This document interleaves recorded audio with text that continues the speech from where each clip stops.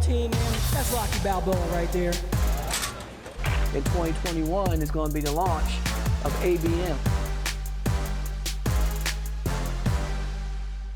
Powernation is brought to you by Matco Tools. Top Fuel has come so far in a very short amount of time. It's not the old hammer and pliers working on it anymore. These are sophisticated machines. Oh, absolutely, Pat. And you know, it just started from a standpoint, even from 2008, when I first started racing Top Fuel. I saw them go from flexi chassis to the chassis getting more rigid and everything just getting more complex, where it got streamlined, where they started looking at all the small details to make them better.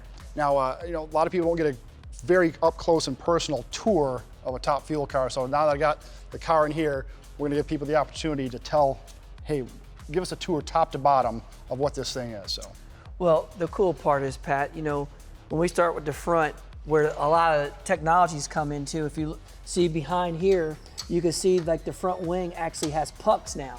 Before, it used to have a slot where you adjusted up and down and had holes in it. Well, now we're able to put pucks in it and adjust the angle of the wing that we need and be precise, and it's locked in. Right. And that front wing, a lot of people don't realize, is that it gives us close to 3,000 pounds of downforce on the front end once we reach over 250 miles an hour. You know, and then a lot of things people never see on TV. Every car, from Pro Stock car to Funny Car to Top Fuel, they have 2 inches of stagger, and you can see it. The axles are actually all set. The left one's always in front of the right one. And people never realize that, and they say, why? Because back in the day, people used to stagger their front wheels to cheat the beams, and it actually slows down the reaction time, but gets you a quicker ET. right, yep. And then underneath this body panel here, this is my fuel door, but this is where we fill the fuel up. This is where the fuel cell's at. Nitro weighs about 10.3 pounds per gallon. So we fill the fuel cell up to a certain weight to keep the front end on the ground when we leave the starting line. Fuel tank with fuel line, it holds about 18 gallons. You know, that's what we need for a total run, but we only will burn through about 15.5 to 16 gallons on a run, and have about 2 to 2.5 gallons, 3 gallons at the most left over at the end of the run. Okay, okay. You know, and then all these bays that you see here, they're all evenly distributed. And what people never realize is that we have cross members in the middle of them that actually stop the car from snaking like this. Because back when I first started racing, they used to have a diagonal that went shoot, shoot, shoot like that in the chassis.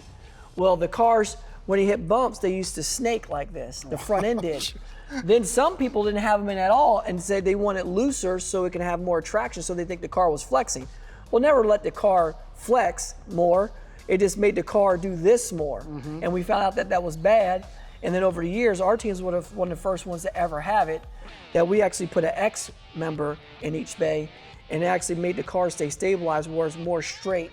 And I say it gave you that nice, stiff sports car ride. Right, it's more steerable. Exactly. Right. Not the loose, floaty ride. I don't imagine what that would be like, feeling like, you know, over 300 miles an hour. It's probably frightening. It's not a ride you want to do. Trust me. You get past half track, you hit those transitions from the concrete to asphalt on those tracks. You used to go like this, and the car used to do this the whole way, man. And let me tell you something. You're like this.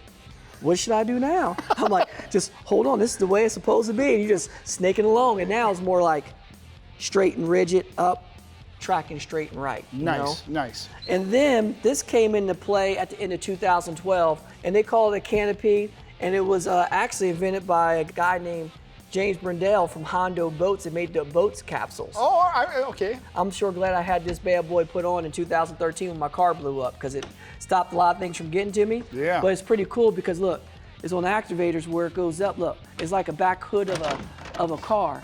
Shh. One more time. Shh.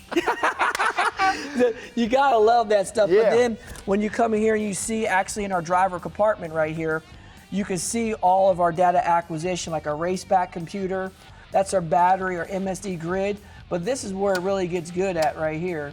Our control module right here, what makes that so special is that controls our fuel system and our clutch system. Oh, wow. And it also controls all of our safety devices on the car too. That's made by Leahy, by Electric Motion. It's really cool because at a certain RPM, like like mile an hour down a racetrack, we could have a safe device on it where it deploys my parachute. And then when it sees, and we also have deals while we're qualifying, not during race day, but we have a sensor on here. If it senses so much, like if it drops a hole and the blower boost goes up by a certain amount, you can see the deal right here is air activated. It plugs in here, and then what it does is it's got a little bimba in here. And then what happens is that if I'm going down the racetrack for safety, and the boost goes up, that means that it's about to blow up because it drops a hole. It'll actually pop that pin out, and when it pops that pin out, if it's wide open, it pops that pin out, it'll go pop out, and the brakes will shut. Like that, it shuts the car down so you don't cause a catastrophic event. Right. But one thing that a lot of people never realize is what really made our cars go to the next level, and this was happening when I was racing back in 2008 when I started racing Top Fuel.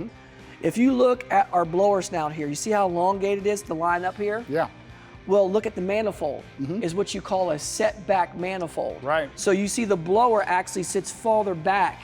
And what that was made to do was, it was made to give the distribution to all the cylinders and make them more even. Because back when it used to be up in the front, the back holes used to get all the air. And the front was always your weaker link. By us setting the back, it made the distribution go a little bit more evenly, and it made us have more power. Right. But the other coolest part is where a lot of technology is coming in, is when we get back here to our clutch department back here, we went from a 5-disc clutch to a 6-disc clutch. And basically what we did was we went to an extra disc. What a lot of people don't understand is because we started making more power.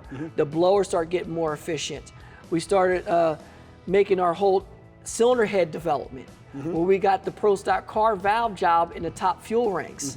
You know what I mean? We got the 55-degree valve jobs, and we got a bigger intake valve with a smaller exhaust valve. We got more in and was more efficient of getting it out. And then when we did all that, we had to go to a bigger clutch system because we were overheating and actually smoking and grinding our 5-disc clutch away because it couldn't hold the power that we were having. We literally went from having 8,000 horsepower to like 10,000 horsepower. Now we're up to 12,000 horsepower. Wow. So that tells you how far we evolved from 2008 to 2021. Back here in the back, our wing stand, where we definitely always started going to aero tubing, not round tubing. Right. And then you see the big wing in the back. This got reworked, and it took a lot of IndyCar technology into this. You gotta remember this back wing right here is putting about 4,500 pounds of downforce on the rear of the car, all up to about 5,500 pounds. Anywhere in that range, depends on how we adjust the element. Wow. The tighter track, the looser we make the car. Sure. Plain and simple.